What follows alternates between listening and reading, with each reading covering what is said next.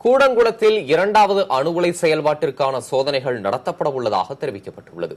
இது தொடர்பாக கூடங்குளம் வளாக இயக்குநர் சுந்தர் வெளியிட்டுள்ள அறிக்கையில், இரண்டாவது அணு உலையில் எரிபொருள் நிரப்பும் பணி நிறைவடைந்துள்ளதாக தெரிவித்துள்ளார். இதைத் தொடர்ந்து அணு உலை செயல்பாட்டிற்கான நீராவி விடுவிப்பான் சோதனைகள் செய்யப்பட வேண்டியுள்ளதாகவும், இதனால் சுற்றுவட்டார பகுதியில் இரைச்சல் ஏற்படும் என்றும் அவர் கூறியுள்ளார்.